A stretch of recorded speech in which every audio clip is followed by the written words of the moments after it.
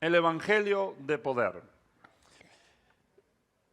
En Romanos capítulo 1, verso 16, está uno de los versículos de las palabras más célebres pronunciadas por el apóstol Pablo, que se ha hecho una bandera para los cristianos de todas las épocas. Y él declaró y dijo: no me avergüenzo del evangelio, pues es poder de Dios para salvación de todos los que creen. Amén. Él dijo: no me avergüenzo del evangelio. Y su razón de que él no se avergonzaba del evangelio, dijo, porque el evangelio era poder de Dios. Amén. Eso quiere decir que nosotros no tenemos una fe intelectual, una fe racional. Hay distintos niveles de fe. De hecho, aun cuando tú digas, soy ateo gracias a Dios, aun cuando tú digas, yo no creo que exista un Dios, aún así, tú necesitas fe para funcionar en el plano humano. Tú no te levantarías de tu casa, te montarías a tu carro y te irías en un viaje si no tuvieras fe que vas a llegar a ese viaje. Tú no emprenderías nada, no firmarías un contrato, no te casarías, no harías muchas cosas si no tuvieras fe. La fe es algo intrínseco del ser humano, pero esa es una fe natural. Diga conmigo, fe natural. Todos, aún insisto, hasta el mismo diablo tiene fe natural. Es la fe que nos lleva a funcionar en la vida, la que me hace levantarme, la que me hace comprometerme con las personas, firmar contratos, todo ese tipo de cosas. Pero cuando la Biblia habla de la fe salvadora, diga conmigo fe salvadora, esa fe va más allá de la fe natural.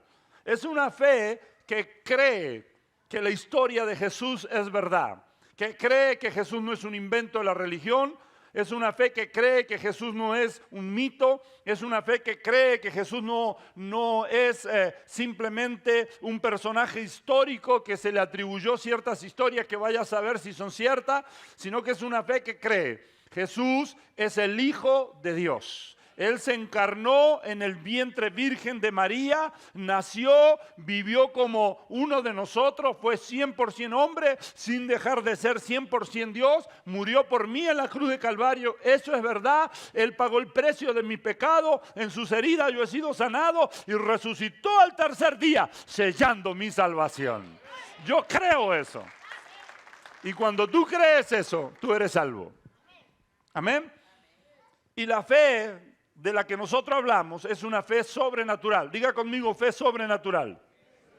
Pero algunos, por cierto, son muchos, lamentablemente, se empeñan en promover una fe que es racional. Una fe que simplemente significa que yo pienso algo, lo razono y concluyo que eso es cierto y entonces lo creo. Y vivo una fe que es solo racional porque solo creo a lo que es posible. Y me muevo solo en lo que es posible. Llevo una vida normal como todas las otras personas, una vida común, una vida ordinaria, pero la única diferencia es que yo digo que yo le creo a Dios. Pero Pablo dice que el evangelio es poder de Dios. Cuando dice que es poder de Dios, está hablando de la acción sobrenatural de Dios. De cómo Dios se mueve más allá de lo racional, cómo Dios se mueve más allá de la comprensión de la mente humana, cómo Dios se mueve actuando en lo que para nosotros es imposible. No me avergüenzo del evangelio, porque es poder de Dios. El poder de Dios es la acción sobrenatural de Dios. Ahora el mismo apóstol que declaraba esa palabra, que el evangelio es poder de Dios, en el libro de Primera de Corintios capítulo 2 y verso 4, él decía que ni su mensaje ni sus predicaciones fueron con palabras persuasivas de sabiduría, sino con demostración del Espíritu y de poder. Otra vez. El mismo apóstol que declaraba que el evangelio, es decir, las buenas noticias, el mensaje del cielo, es poder de Dios. No está hablando de una fe racional, de una fe natural. Está diciendo, estamos ante unas buenas noticias del cielo, eso es evangelio, que la entregamos basado en la acción sobrenatural de Dios, en el poder de Dios. Y ahora él se para y le proclama ante Corinto, ante los corintios, y les dice que ni su palabra, ni su mensaje había estado basado en simplemente en sabiduría humana, es decir, en argumentos, en filosofía, en pensamiento racional, sino que él dice que su mensaje había estado basado plenamente, escuche esto, plenamente, había estado basado en el poder de Dios. ¿Sí está aquí conmigo? Sí. A ver si alguien de la casa puede venir. Necesito dar un mensaje. ¿Está aquí conmigo? Sí. El poder de Dios. Eso es lo que él dice. Él dice, mis predicaciones y mi mensaje nunca estuvieron basados en una filosofía humana, en simplemente palabras bonitas, palabras muy elocuentes, solamente en eso, sino que en demostración del Espíritu, es decir, la acción sobrenatural de Dios, el Espíritu Santo, y en poder. Amén.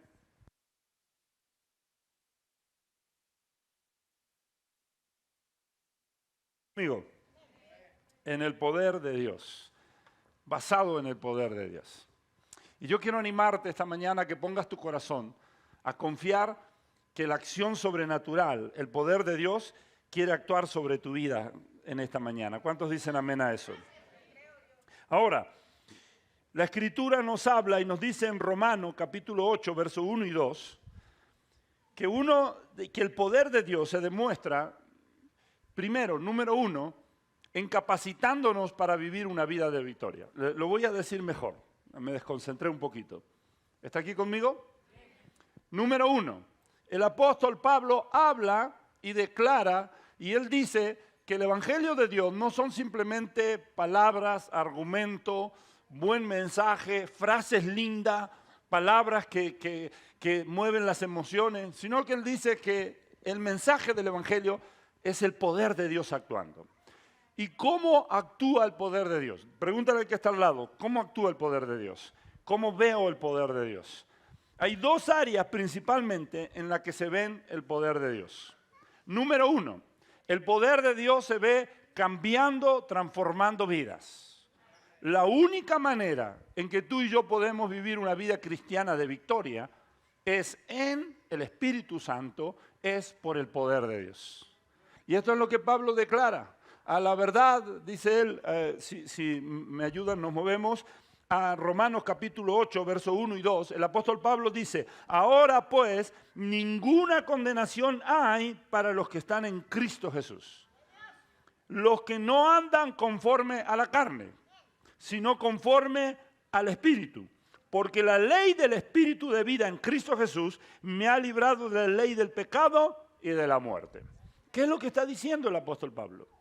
¿Qué significa cuando él dice que no hay ninguna condenación para los que no andan conforme a la carne? ¿Qué significa andar conforme a la carne? Andar conforme a la carne significa vivir por nuestra propia fuerza. Es cuando yo vivo una vida cristiana basada en obras, en lo que yo hago. Cuando yo vivo una vida cristiana confiando en la fuerza de voluntad. Mi fuerza de voluntad me va a alcanzar. Mi fuerza de voluntad es suficiente. Mi fuerza de voluntad, lo voy a hacer, me voy a forzar, voy a trabajar duro. Eso es la carne. Ese es tu yo. Esas son tu propia fuerza. Esa es tu propia habilidad. Pero el apóstol Pablo declara que no hay condenación, no para los que pretenden vivir una vida agradando a Dios en su propia fuerza, sino para los que son guiados, estoy en el libro de Romanos capítulo 8, verso 1, sino para los que son guiados conforme al Espíritu. Y él aclara, porque lo que te va a librar de esa fuerza que te lleva cautivo al pecado, de esa fuerza que te arrastra lejos de Dios, y que te lleva a hacer todo tipo de cosas que se interponen en tu relación y Dios, dice que lo único que vence esa fuerza es la ley de vida en Cristo Jesús. ¿Y cuál es la ley de vida en Cristo Jesús? El Espíritu de Dios, el poder de Dios que actúa en nosotros. Así que esa es la primera dimensión del poder de Dios. Es decir, ¿por qué el Evangelio es poder? Porque primero, si vamos a vivir una vida que agrada a Dios, si vamos a llegar procesados para la eternidad, para el cielo, necesitamos el poder de Dios actuando en nosotros. Necesitamos el poder de Dios que cambie y transforme nuestra naturaleza y nos lleve a vivir una vida que le agrada a Dios. Ahora, la segunda razón por la cual nosotros necesitamos el poder de Dios es que es la manera en que Dios determinó en que la gente crea, en que la gente se salva. La segunda dimensión del poder de Dios, lo estábamos aprendiendo el sábado en la escuela teológica, la segunda dimensión del poder de Dios tiene que ver, escúchenme muy bien, tiene que ver con el hecho de que Dios, que es invisible, el Dios, que yo puedo creer en Él, pero no lo veo y no lo puedo tocar, se hace real, se revela en el poder que Él manifiesta. Una de las preguntas que había en la escuela teológica el sábado era justamente que ¿por qué Jesús obraba milagros y sanidades? Y habían dos razones principales. Número uno, para mostrar o aseverar que lo que Él decía era real. Es decir, Dios se revela, se manifiesta en los milagros, se manifiesta en las sanidades, se manifiesta en la acción sobrenatural del Espíritu Santo, que es el poder de Dios. Y la segunda razón por la cual Dios obra milagros, sana aún hasta el día de hoy, es por su bondad, es por compasión. La pregunta era muy directa. La pregunta era ¿por qué Jesús sanaba y hacía milagros? Lo hacía para aseverar o para afirmar que lo que Él decía era verdadero. Y segundo, lo hacía por compasión. Lo hacía por amor. Y esa es la segunda dimensión del poder de Dios. Hay gente que dice, es que yo no sé si Dios exista. Debe haber una fuerza sobrenatural así. Hay gente que dice, yo creo en Dios, pero nunca lo conoció, nunca lo vio. Y vamos a concluir que si Dios no se revela, nosotros no lo podemos conocer. Tiene que revelarse. ¿Y cómo se revela Dios? En la acción sobrenatural del Espíritu Santo. Se revela en su poder manifestado. Cuando Dios hace un milagro, la gente dice, wow, Dios es real. Cuando Dios sana, por ejemplo, a un paralítico, lo hace caminar, la gente dice, wow, Dios existe, porque solo eso hubiera ocurrido, únicamente Dios pudo haber hecho eso. Es decir, cuando Dios hace milagros, cuando Dios hace cosas imposibles, cosas increíbles, eso la gente dice, wow, Dios existe. Y Dios manifiesta su amor hacia nosotros por medio de los milagros y las señales, que no es otra cosa que el despliegue del poder de Dios.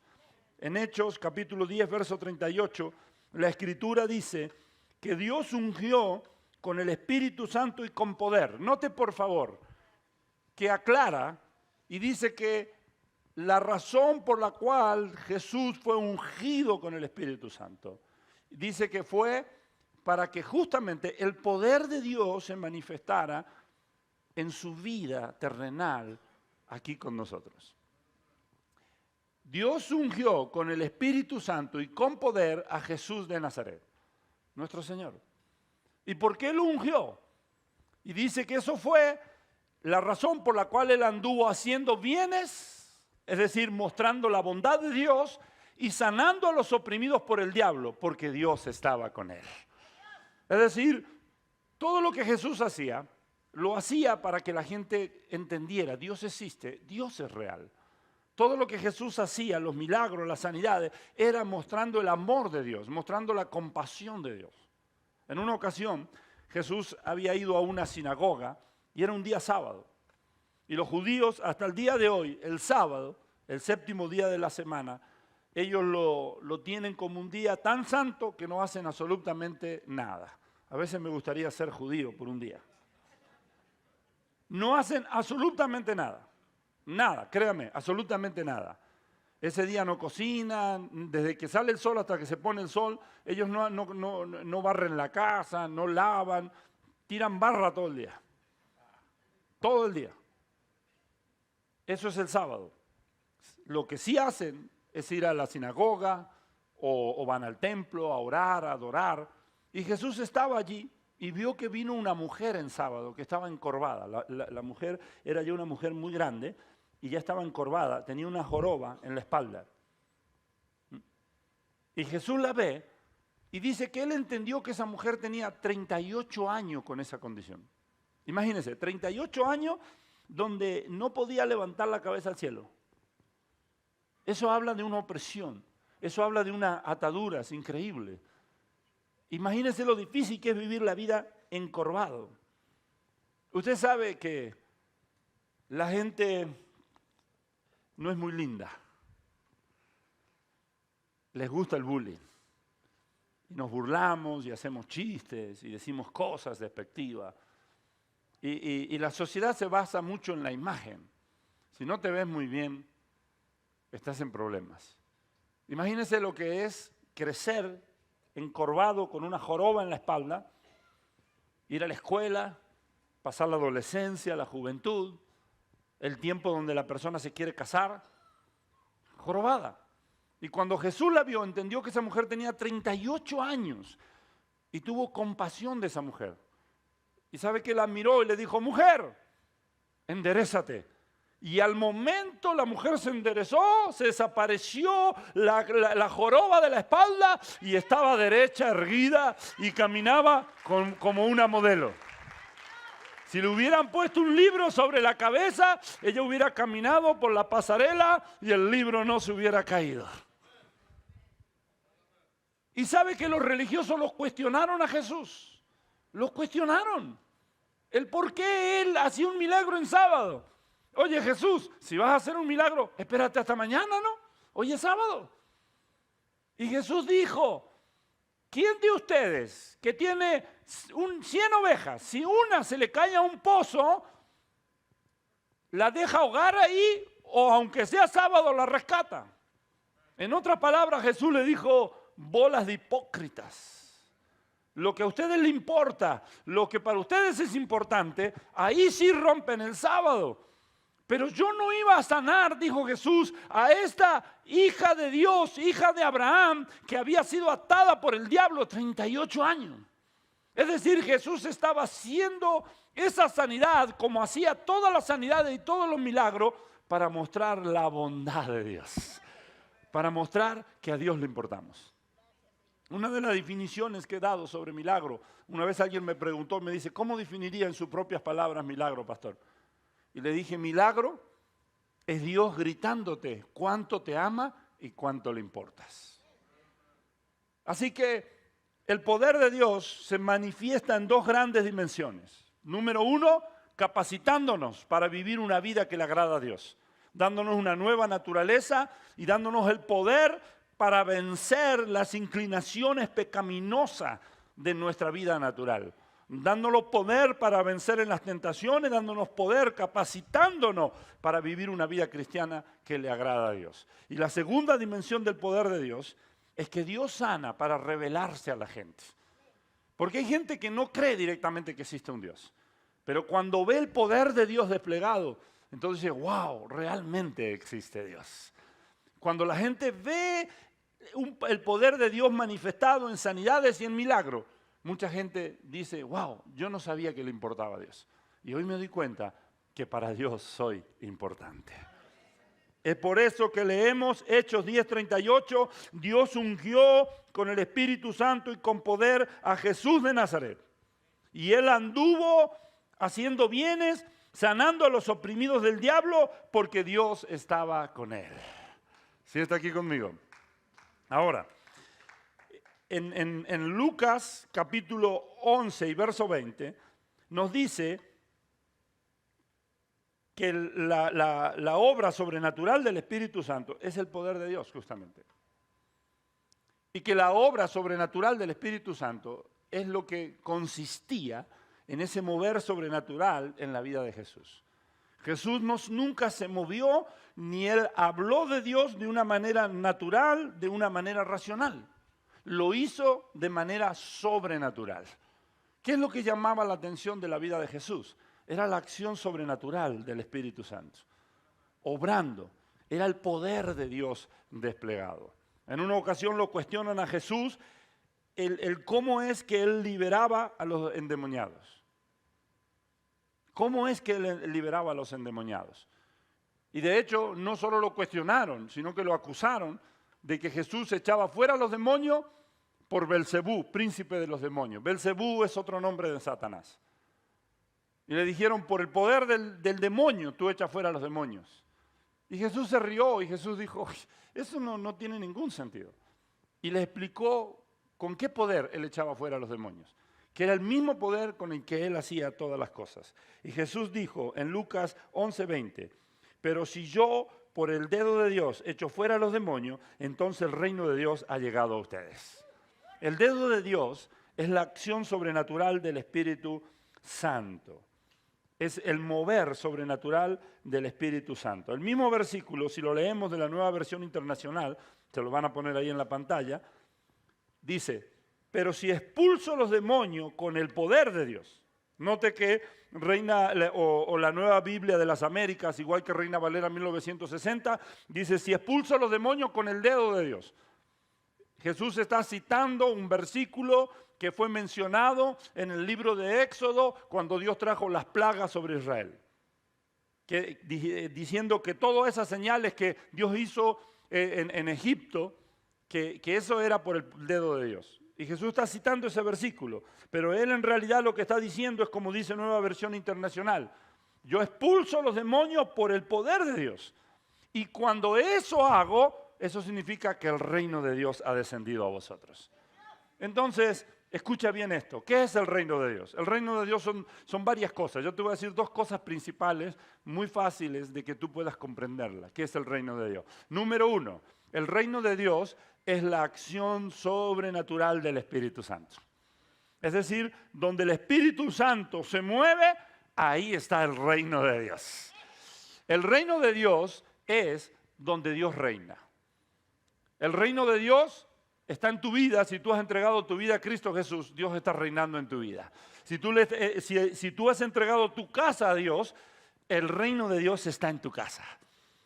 El resto del mundo está bajo el gobierno de Satanás, bajo el reino de Satanás. Pero cuando tú has entregado tu vida o le has consagrado un área a Dios, el reino de Dios está en esa área que le has consagrado a Él.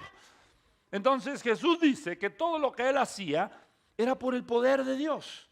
Ahora, en el libro de Hechos de los Apóstoles, capítulo 1, verso 4, 5 y verso 8, leemos que Jesús, en la última charla que tuvo con los discípulos, antes de ascender al cielo, Jesús tuvo una charla muy importante con sus discípulos. Jesús ocupó los últimos días que Él estuvo aquí en la tierra, después de resucitar, para conversar con sus discípulos, para afirmar verdades muy importantes. ¿Sí está aquí conmigo? Escucha esto, por favor. Pon tu corazón en esto. Jesús no murió, resucitó y ascendió inmediatamente al cielo. Hay gente que piensa que Jesús resucitó y se fue rápido al cielo. No. Jesús estuvo 40 días en persona aquí, después de resucitado. 40 días caminó sobre la tierra y se le presentó a sus discípulos. Y una de las razones principales por la cual Jesús se quedó fue para afirmar principios que sabía que necesitaba afirmar en la vida de los discípulos. Él dijo, necesito afirmar principios que Él le había enseñado, pero cosas que Él necesitaba que los discípulos tuvieran muy claro en su vida. Y en la última charla que tuvo con ellos, que está registrado en Hechos capítulo 1, del verso 4 y 5 y luego el verso 8, Jesús conversa con los discípulos y les dice, no se muevan de Jerusalén. Quédense en Jerusalén, no hagan absolutamente nada, esperen en Jerusalén hasta que sean embestidos de poder de lo alto, hasta que venga la promesa sobre vosotros, hasta que reciban el Espíritu Santo. La promesa de la cual le hablé. Porque Juan los bautizó en agua, pero ustedes serán bautizados con el Espíritu Santo. Amén. Y después de decirle eso, quiero que preste atención al verso 8. Lo voy a leer literal de la Nueva Versión Internacional. Pero cuando venga el Espíritu Santo sobre ustedes, recibirán poder. Diga conmigo poder. Y me serán testigos tanto en Jerusalén como en Judea, en Samaria y hasta los confines de la tierra. En otras palabras, primero Jesús les dice, muchachos, no quiero que hagan nada, no quiero que se muevan de Jerusalén, estén ahí en Jerusalén y van a estar en espera. Porque no muchos días después de esto, ustedes van a ser llenos del Espíritu Santo.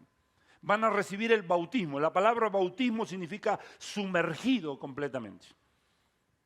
Y Jesús le dice, ustedes van a ser sumergidos en el Espíritu Santo, llenos completamente. Van a ser bautizados en el Espíritu Santo. Y luego le explica el por qué ellos no tenían que hacer nada hasta ser llenos del Espíritu Santo. Porque la vida cristiana no se basa en lo que yo hago, en lo que yo puedo.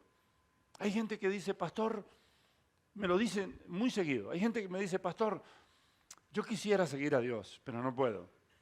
Y le digo, pero no se trata de que tú puedas. Y me dice, ¿sabe qué, pastor? Usted no me conoce a mí, hay cosas que usted no sabe de mi vida. Pero yo no quiero ser un hipócrita. Cuando yo supere ciertos problemas que tengo, entonces voy a ir a Dios. Yo le sonrío y le digo, estás equivocado. Eso es como si dijeras, cuando estés sano voy a ir a ver al médico. Estás poniendo la carreta adelante y el caballo atrás. No funciona así. Le digo, simplemente toma la decisión de entregar tu vida a Dios y Dios se va a encargar de todo. Es decir, la vida cristiana no fue diseñada por Dios para ser vivida en mi propia habilidad. No se trata de esfuerzo propio, se trata de entrega. Diga conmigo entrega. Simplemente tomo un paso de fe, me entrego a Dios y confío que Él hará lo que tenga que hacer en mi vida y Él hará lo que tenga que hacer con mi vida. Jesús les dijo, no pueden hacer nada sin el Espíritu Santo. ¿Está aquí conmigo? ¿Por qué Jesús les dice eso? ¿Y por qué los discípulos lo creyeron y abrazaron esa verdad? ¿Saben por qué? Porque lo vieron en la vida de Jesús. Jesús hablaba con autoridad. Jesús no es como aquellos padres que están ebrios, borrachos, pedos, como dicen algunos, y tienen la cerveza en la mano y lo miran al muchacho adolescente y le dicen, hijo, cuando sea grande no sea como su padre, no tome. Le va a hacer mal, hijo. Mire todas las metidas de pata de su papá por tomar tanto. Y cree que porque él le dice al hijo que no tome, el hijo no va a tomar. Ahora crece el hijo y en la mayoría de los casos termina, hay excepciones, pero en la mayoría de los casos el hijo termina siendo alcohólico como el padre. Y el padre dice, pero hijo, te dije que no fueras como yo. Pero el hecho es que Jesús enseñó que lo que el hijo hace es lo que ve hacer al padre. Es decir, no son tan importantes las palabras que decimos. Lo que es importante es lo que vivimos. El ejemplo que damos. Escucha, mamá, papá, tu hijo no necesita que lo sientes y le des un speech. Tu hijo no necesita que lo sientes y le digas, escúchame, y le digas un montón de cosas. Lo que tu hijo o tu hija necesitan es ver cómo tú vives. Eso es lo que lo va a impactar. Cómo tú vives. Lo que tú vives los va a impactar. Lo que tú vives lo va a marcar. Eres abusivo. Pásate toda tu vida diciéndole a tu hijo, no seas abusivo como yo. Tu hijo va a terminar siendo un abusivo. En el 99% de los casos. Hay excepciones, pero son eso, excepciones. Pero la regla dice que lo que vemos hacer es lo que repetimos. Los mensajes, los speech los olvidamos, pero lo que no olvidamos es lo que vemos, el cómo se vive. Es por eso que el mensaje de Jesús impactaba, porque Él nunca se atrevía a pedirles algo que Él no lo hiciera. Él dijo a los fariseos, ustedes son unos hipócritas, porque ustedes cargan muy pesadas sobre los hombros de los hombres que ustedes no pueden mover ni siquiera con un dedo. Pero Jesús nunca se atrevió a enseñar, a decir algo que Él no viviera. Es por eso que sus palabras lo impactaron a los discípulos, porque ellos sabían, Jesús no hacía nada sin el Espíritu Santo. Jesús no hacía nada sin el poder de Dios, porque Él sabía que como humano, no como Dios, pero como humano, Él no podía hacer nada sin la acción sobrenatural del Espíritu Santo. Dependía completamente del Espíritu Santo. Y ahora les dice a ellos, quédense en Jerusalén hasta que reciban. Y luego en el verso 8, presta atención, ahí lo van a poner en la pantalla, el verso 8 de Hechos 1 le dice el por qué debían esperar el Espíritu Santo. porque el Espíritu Santo les iba a dar poder. Les dice, y recibirán el Espíritu Santo y cuando venga sobre ustedes recibirán poder. Serán llenos del Espíritu Santo y recibirán poder. ¿Sabe qué significa eso? Que tú no tienes por qué vivir una vida ordinaria, una vida común. Tú tienes que vivir una vida de poder. Eres empoderado por el Espíritu Santo. Y somos empoderados para dos cosas principalmente. Somos empoderados para vivir una vida que agrada a Dios. Somos empoderados para ser sal. Somos empoderados para hacer luz. Somos empoderados para hacer levadura, que donde vamos influenciamos y leudamos todas las cosas. Somos empoderados con el Espíritu Santo. Escuche esto, para impactar la vida de las personas, para ser eficaces en entregar el mensaje del Evangelio. Porque nosotros como Pablo deberíamos decir, mi mensaje, mi predicación, mis palabras, no son palabras humanas, lindas, bonitas, que la gente escucha y dice, ¡ay, qué lindo que habla! No es lo lindo que hablamos, es que cuando tú hablas, el Espíritu Santo trabaja en el corazón de las personas. Es que cuando tú oras, Dios responde. Es que cuando tú pones mano, algo pasa en la vida de las personas. Pero no eres tú, no soy yo, es el Espíritu Santo. Así que Jesús le dice, ustedes van a necesitar la acción sobrenatural de Dios, el poder del Espíritu Santo en su vida. ¿Cuántos reconocen esta mañana y dicen, necesitamos poder? Hay demasiados cristianos viviendo vidas comunes. Hay demasiadas iglesias viviendo una fe natural, una fe racional. Hay demasiada gente que ha dejado de creer en la acción sobrenatural de Dios y depende de convencer racionalmente a las personas. Personas que se convencen y dicen, sí creo, porque se convenció racionalmente. Pero no hay un cambio, una transformación de vida. Y hay gente que nunca se convence porque dice, lo que me dice son palabras, pero muéstreme algo. Muéstreme algo. Ahora, si volvemos al libro de Hechos, capítulo 10, donde hablaba de que Jesús fue lleno del Espíritu Santo, en Hechos 10:38, dice que en demostración, que él anduvo haciendo bienes, sanando a los oprimidos del diablo, porque Dios estaba con él. Ahora, Pablo decía que él no predicaba solo con palabras, sino con poder y demostración. Es decir, la gente podía verlo a Dios. ¿Y dónde lo ve a Dios? ¿En mi palabra? No. La gente puede creer a mi palabra, pero no lo ve a Dios en mis palabras. ¿Sabe dónde Dios lo ve a Dios? En mi vida. ¿Sabe dónde lo ve a Dios? En cómo vivo. ¿Sabe dónde lo ve a Dios? Cuando Dios hace un milagro. Ahí ve a Dios. Ahora, ¿por qué Dios hace milagros? Romanos 2:4. Puede leerlos conmigo. Tengo que ir un poquito más rápido. Romanos 2:4 y Oseas 3:5. Vamos a leer estos dos versículos juntos. Porque Pablo en realidad está citando a Oseas. Romanos 2:4, Pablo dice, ¿no te das cuenta de lo bondadoso, tolerante y paciente que Dios es contigo? Codéalo al que está al lado, dile, mira, te está hablando Dios. ¿No te das cuenta de lo bondadoso, tolerante y paciente que Dios es contigo? Una vez un hermano me decía, pastor, explíqueme lo que es gracia. Le dije, muy simple. Gracia es que Dios no te da lo que mereces, porque si no hace rato con un rayo te hubiera partido.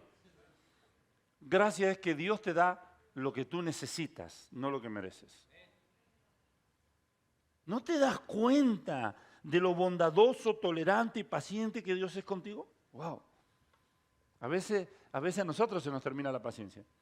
Hay veces que uno ora y dice, Señor, ¿te lo lleva o te lo mando? Y uno dice, Señor, bájale un poquito a la paciencia, ¿no? La tolerancia, haz algo, ¿no? Porque ya se voló la barda el tremendo. Haz algo. Y entonces dice el apóstol Pablo, ¿acaso eso no significa nada para ti? Wow, me vuela la cabeza esto. Cualquier coincidencia no es pura casualidad, es Dios hablando a tu corazón. ¿Y eso significa algo para ti?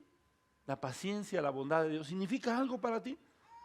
¿No ves que la bondad de Dios es para guiarte a que te arrepientas y abandones tus pecados?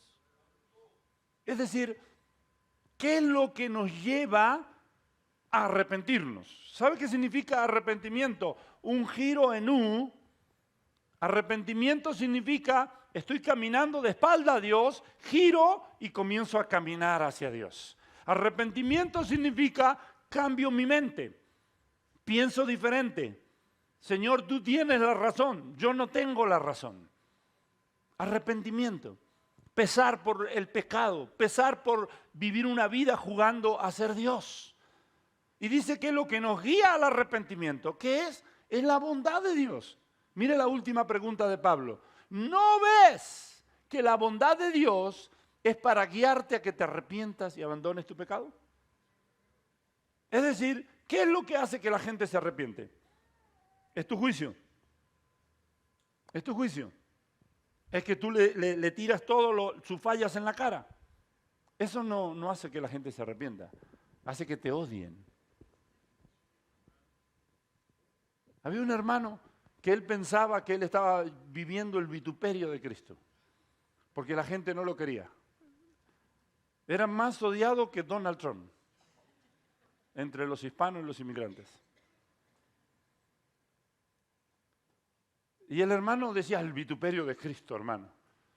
Hasta que un día alguien le dijo, no, hermano, la gente no te odia por causa de Cristo.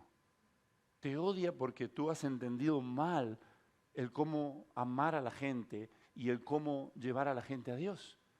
El tremendo andaba con un megáfono así y le ponía el megáfono en la oreja en la gente y le decía, arrepentidos y convertidos, generación de víboras.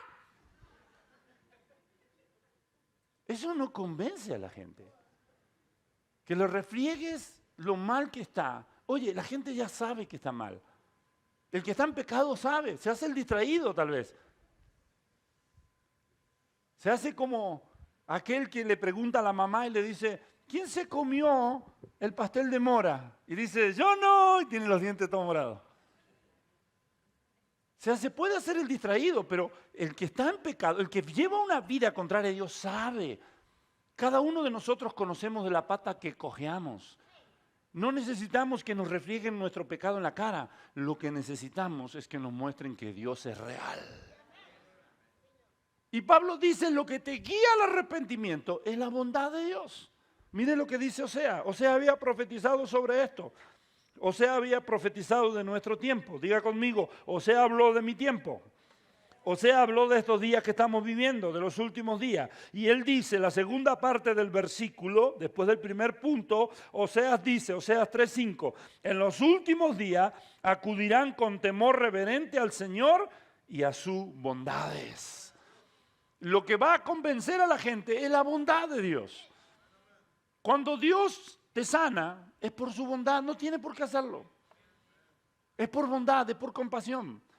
Cuando tú clamas y Dios responde, es por bondad, no tiene que hacerlo. Dios no tenía que haber cambiado mi vida. Dios no tenía que haberme llamado a que yo pudiera unirme a lo que Él estaba haciendo. Dios no tenía por qué hacer tantas cosas que ha hecho. Dios no tiene por qué hacer todo lo que hace por mí. No es que me lo he ganado, no es que me lo merezca. Es solo su gracia, es solo su amor, es solo su bondad. ¿Y por qué Dios hace milagros? ¿Por qué Dios sana? Por su bondad. Y para mostrar que Él es real. Mateo 15:31 dice, ¡qué espectáculo! Escuche, lo estoy leyendo de la Nueva Biblia Viva. Mateo 15:31. ¡Qué espectáculo! Decía la gente cuando lo veía Jesús y cuando veía el reino de Dios manifestado. Otra vez, ¿qué es el reino de Dios? El dedo de Dios. ¿Qué es el reino de Dios? La acción sobrenatural del Espíritu Santo. Y cuando la gente veía el reino de Dios manifestado, cuando la gente veía todo lo que Jesús decía y hacía, los que estaban ahí decían, ¡qué espectáculo! Lo que hasta entonces no podían pronunciar ni una palabra, hablan emocionados. Los miembros inútiles de los lisiados son restaurados. Los cojos caminan. saltan, mientras que los ciegos ven maravillados. Contemplan por primera vez el mundo. El gentío asombrado alababa al Dios de Israel. Es decir, cuando la gente veía todo lo que Jesús hacía, la gente se asombraba, la gente se maravillaba. Y asombrados y maravillados decían, wow, Dios realmente existe. Cuando Pedro y Juan van al templo a orar, a la hora del mediodía, van al templo a orar, se encuentran con un hombre cojo, lisiado desde nacimiento, acostumbrado a pedir limosna. Y ahí estaba el hombre. Siempre lo ponían ahí, lo llevaban y lo dejaban como si fuera un adorno del templo y lo ponían a la puerta del templo y ahí estaba postrado todo el día con la mano estirada diciendo una limosna, por favor, una limosna, por favor. Ni siquiera levantaba la mirada para ver a la gente. Cuando Pedro y Juan van al templo, le llaman la atención al hombre y le dicen, míranos a nosotros. Y cuando los hombres ponen los ojos en Pedro y en Juan, Juan le dice, no tenemos plata ni oro, pero lo que tenemos te damos. En el nombre de Jesús de Nazaret, levántate y anda. Y el hombre pega un salto, se enderezan sus pies y comienza a saltar y a alabar y a glorificar a Dios. Y entra corriendo al templo dando gloria y alabanza a Dios. Cuando eso ocurre, dice que todo el pueblo se enteró. Todo el pueblo. Y eso que no había Facebook, no estaban las redes sociales. Pero los chismosos nunca faltan. Así que en pocos minutos, tal vez horas, toda la ciudad de Jerusalén sabía del milagro del cojo. Y entonces dice, escuche esto, Pedro y Juan toman al hombre cojo con ellos y van y se paran en una de las entradas del templo, llamada Salomón. Y dice que todo el pueblo venía. ¿Saben por qué venían? Porque estaban asombrados de verlo, porque a ese cojo, ya un hombre adulto, lo conocían todos desde niño. Todos los conocían en Jerusalén. Todo el mundo lo conocía, sabían. Lo vieron de niño postrado, lo vieron de adolescente postrado, lo vieron un adulto frustrado, vencido ante la vida, postrado, y ahora lo ven que el hombre está sano por el poder de Dios. Y eso hizo que la gente masivamente se volviera a Dios. ¿Por qué? Porque Dios es real.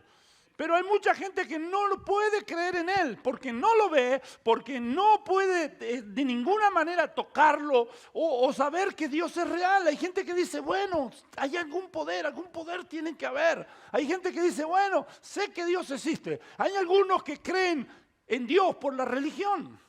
Es que me enseñaron, me inculcaron de Dios desde chiquito. Pero realmente no lo conocen, no lo han vivido. Déjame decirte algo, Jesús no es un cuento, no es un invento, Jesús es real.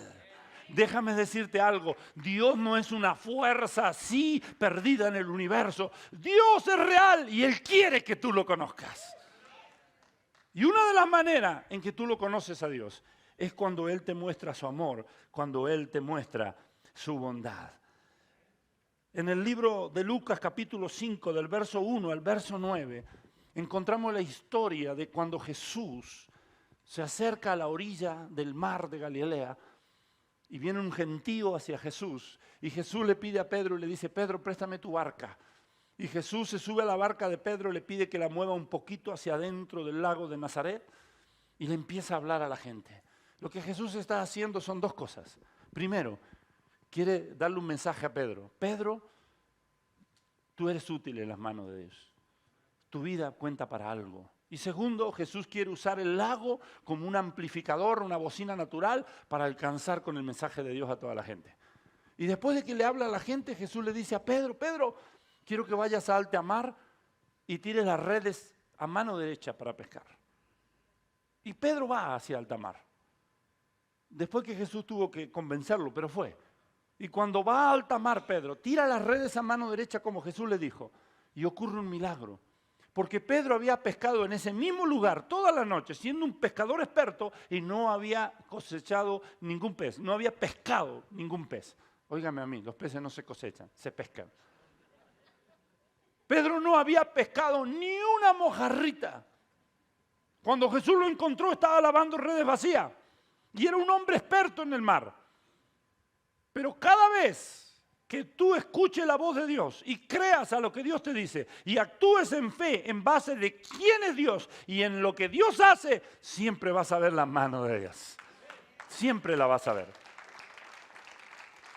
Y cuando Pedro, escuche esto, Pedro tira la red. Y déjeme decirle que en realidad Jesús le dijo, tiren las redes. Si lees la Biblia, Jesús no le dijo tira la red, porque Jesús sabía que iban a levantar demasiados peces. Le dijo tiren las redes. En otras palabras, todas las redes que encuentren. Es más, pídanle a los vecinos redes para que tiren muchas redes, porque las redes se van a reventar de peces. Pero Pedro tiró la red. Dios responde a nuestra fe, aun cuando nuestra fe sea débil. Y Pedro tira la red y cuando la recoge dice que la red estaba a reventar. Eso fue un milagro. Diga conmigo un milagro. Diga conmigo otra vez, un milagro. ¿Y cuál fue la respuesta de Pedro ante el milagro? Dice la Escritura que Pedro cae de rodillas. Ahí te lo van a poner en la pantalla. Cuando Pedro vio el milagro de la pesca milagrosa, como se la conoce, dice que Pedro cae de rodillas y dice, apártate de mí, Señor, porque soy hombre pecador. En otras palabras, cuando Pedro vio la bondad de Dios manifestada en su vida, cuando Pedro vio la acción sobrenatural de Dios en su vida, Pedro cayó bajo convicción y la bondad de Dios y el poder de Dios manifestándose en su vida lo guió al arrepentimiento. Ahora, ¿sabías tú que esta no era la primera vez que Pedro seguía al Señor? Si lees Juan capítulo 1, capítulo 2 de Juan, te vas a dar cuenta que Pedro ya había estado con el Señor, pero por alguna razón se había vuelto atrás. Es decir, no se convenció. Pero ahora este milagro de la pesca milagrosa hace que Pedro se convenza y que ahora Pedro venga a los pies de Cristo Jesús. ¿Por qué? Porque el poder de Dios es la manifestación de que Dios existe, de que Él es real. El poder de Dios es la manifestación de que Dios te ama y que a Dios le importa. ¿Está aquí conmigo? Dios sana por amor. Amén. Dios sana por su bondad. Dios sana para mostrarte que Él es real. Y Dios sana para mostrarte que a Él le importas. ¿Cuántos dicen amén? Ahora, tú ves esto siempre en la vida de Jesús. Siempre lo vas a ver. Y esto es lo que Dios sigue haciendo hoy en día. Es exactamente lo que Dios sigue haciendo. Y eso es lo que yo quiero que, si tú has entregado tu vida a Cristo Jesús, entiende esta mañana que el Evangelio es poder. Diga conmigo, el Evangelio es poder. No se trata de un mensaje bonito, no se trata de palabras convincentes. Se trata del poder de Dios manifestado, del poder de Dios revelado. Quiero que me acompañes a Segunda de Reyes capítulo 2, del verso 9 al verso 14. Segunda de Reyes capítulo 2, verso 9 al verso 14. Elías está listo para terminar su carrera sobre la tierra. Elías, un hombre de fe que confiaba en la acción sobrenatural de Dios, en el poder de Dios. Elías oró en una ocasión para que los cielos se cerraran y no hubiera lluvia. Y los cielos se cerraron y por 3 años y medio hubo una sequía que empezó a traer hambruna sobre la tierra. Y Elías hizo eso porque el rey Acab y todo el pueblo de Israel se habían apartado de Dios. Y adoraban a ídolos. Cuando tú adoras ídolos, es porque tú no conoces al Dios verdadero. La idolatría existe por la falta de revelación del Dios verdadero. Cuando alguien conoce al Dios verdadero, se aparta de todos los ídolos. Porque entiende que los ídolos son vanidad, invento del corazón humano, y entiende que el único verdadero es Dios. Elías tuvo que hacer eso para que el pueblo entendiera que había un Dios en los cielos, que Dios era real, que el Dios de Abraham, de Isaac y de Jacob era verdadero, era real. Y cuando se cumplieron los 3 años y medio, Elías volvió a orar para que se abrieran los cielos y los cielos se abrieron y dieron lluvia en abundancia. Y todo esto era para demostrar que Dios existía, que Dios era real. Elías era un hombre de poder. En una ocasión se para Elías y confronta a los profetas de Baal y a los profetas de Acera. Satánicos, ocultistas. La esposa del rey Acab, Jezabel, era una sacerdotisa satánica. Israel estaba sumido en el culto a Satanás. Israel estaba sumido, siendo el pueblo de Dios, se había apartado de Dios y creía en el ocultismo, creía en cualquier cosa menos en Dios. Se dio cuenta que el corazón del hombre torcido, que no conoce a Dios, que no está en una relación con Dios, puede creer en cualquier cosa menos en Dios. Háblele de cualquier tontería y cree. Traiga a Maussan y que le hable de los extraterrestres y se llena la conferencia. Pero háblele de Dios. Nah, eso es mentira, pastor. Solo quieren sacar dinero. Así es la gente. Israel estaba sumido en la idolatría.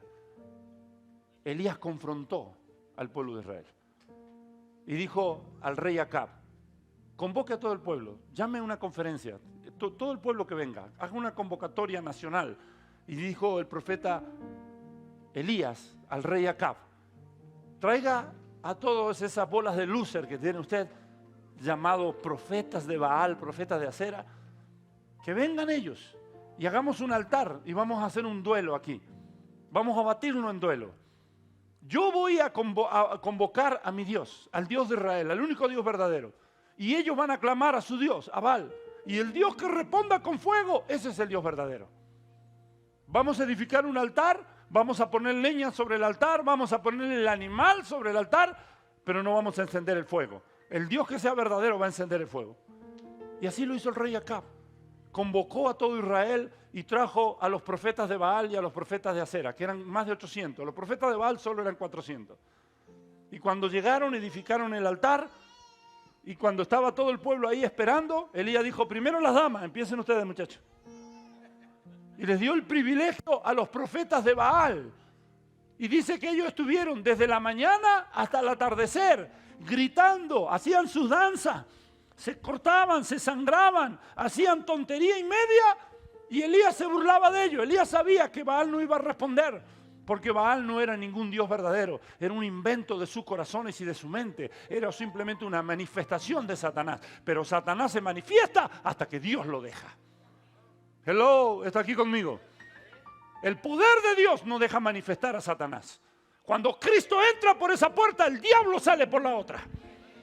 El diablo solo se manifiesta cuando hay vacío de Dios. Pero ahí estaba Elías, el hombre que decía: el Dios en cuya presencia estoy. Ahí estaba Elías. Y Elías los dejó todo el día. Y dice que Baal no respondió. Estaban cansados, agotados en el atardecer. Y todo era un plan. Elías sabía. Elías dijo: esto van a gastar toda su energía tratando de que Baal les responda con fuego, y eso no va a pasar. Y después que Dios responda con fuego, los voy a agarrar cansadito a todos. Y ahí me los echo a todos. Y eso fue lo que pasó. Cuando llegó el atardecer, Elías se paró con mucha confianza, con mucha seguridad y clamó. Escuche, no hizo ninguna tontería, no hizo tanto espamento, nada, simplemente se paró y dijo: Dios de Abraham, Dios de Isaac, el único Dios verdadero, revélate, manifiéstate ante tu pueblo, que todo el pueblo de Israel sepa que tú eres Dios y que yo soy tu siervo. Y ¡pum!, cayó fuego del cielo que consumió el sacrificio.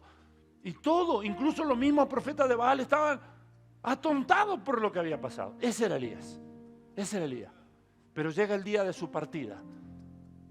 Segunda de Reyes capítulo 2, ahí te van a poner los versículos en la pantalla. Llega el día de la partida de Elías.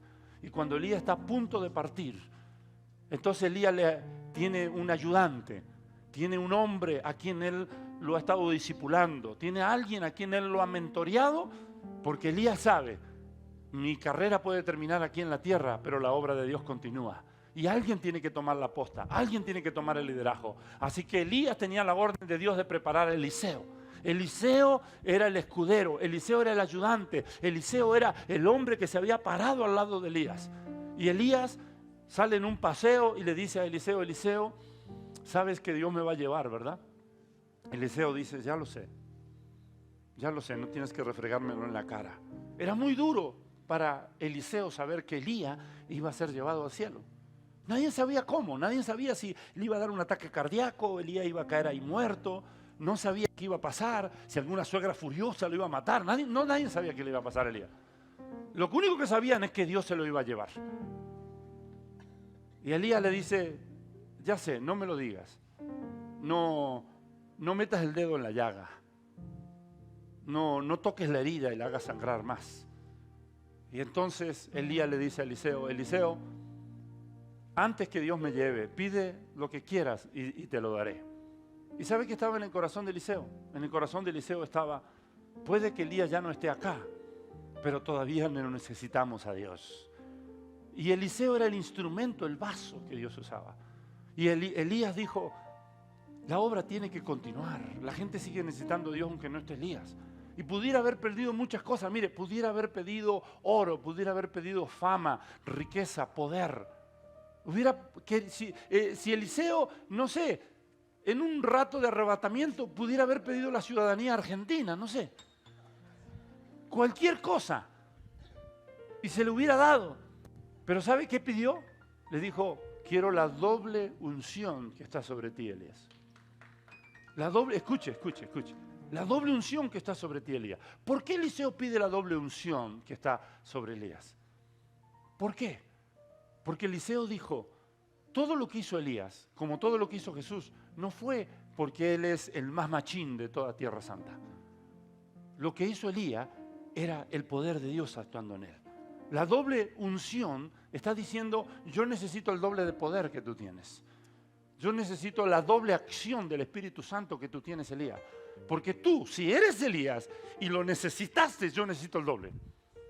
Porque Eliseo se sentía como todo hombre, toda mujer de Dios que conoce a Dios y que ha recibido un llamado, se siente. Todo hombre y toda mujer de Dios que realmente conoce a Dios y se conoce a sí mismo, no se para pensando yo puedo. Yo sí puedo. Hazte un lado, loser, porque yo sí puedo. No, todo hombre y toda mujer de Dios que conoce a Dios, se conoce a sí mismo, sabe que somos pobres de espíritu, que no tenemos nada, que no podemos hacer nada de nosotros mismos, que no hay nada que de uno pueda dar a la gente.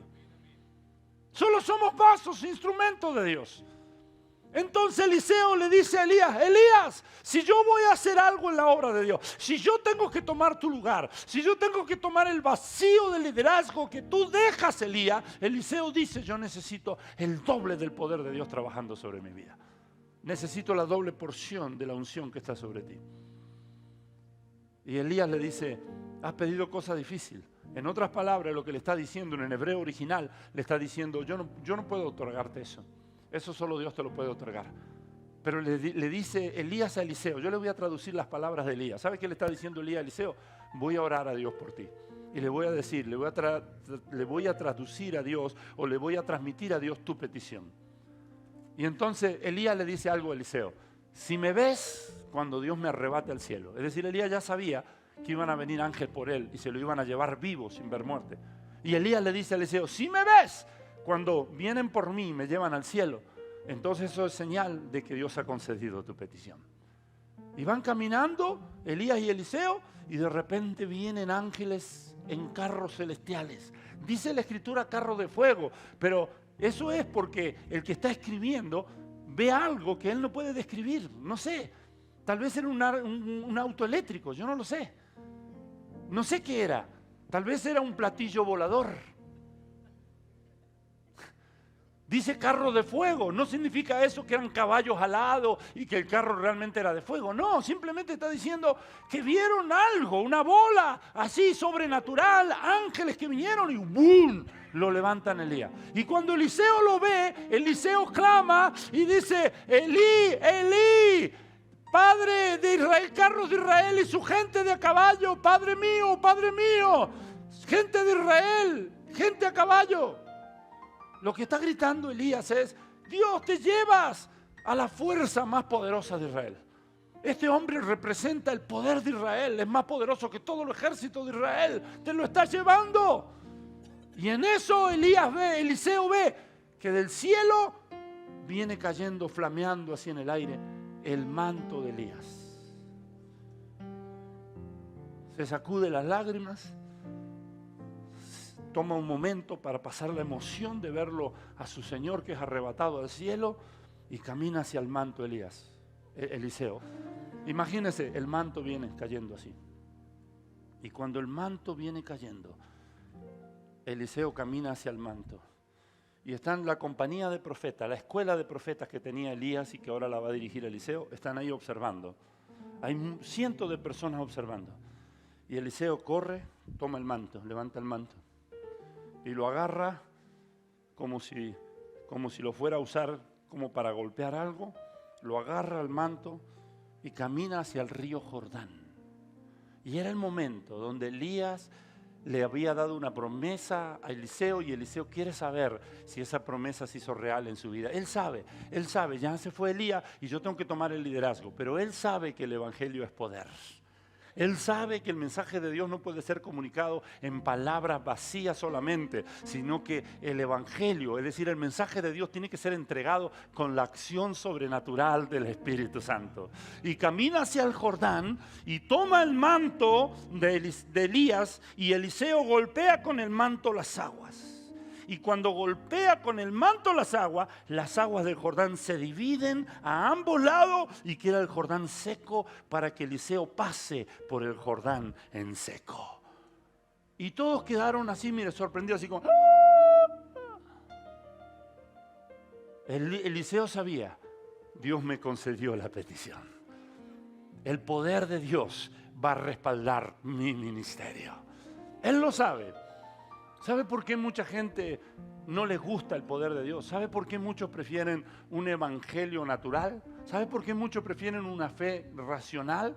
Y no quieren saber nada con eso de los milagros y la acción sobrenatural de Dios, gente liberándose, gente transformada, milagros. ¿Sabe por qué? Porque la acción sobrenatural de Dios, el poder de Dios, siempre parte las aguas. Es decir, muchos no quieren saber nada, ni siquiera intentar ver milagros, no quieren saber nada de ver una acción sobrenatural del Espíritu Santo, nada de eso de hablar en lengua, nada de eso de milagros, nada de eso de gente liberada, nada de eso de cosas extraordinarias. ¿Por qué? Porque eso es polémico, porque eso divide a la gente entre los que creen y no creen. Pero déjeme decirte que ha llegado el tiempo donde el trigo se separe de la paja, donde el trigo se separe de la cizaña. Ha llegado el tiempo donde realmente sepamos quién cree y quién no cree. ¿Quién cree y quién no cree? Es tiempo de que el poder de Dios parta las aguas. El poder de Dios siempre va a marcar un antes y un después en tu vida.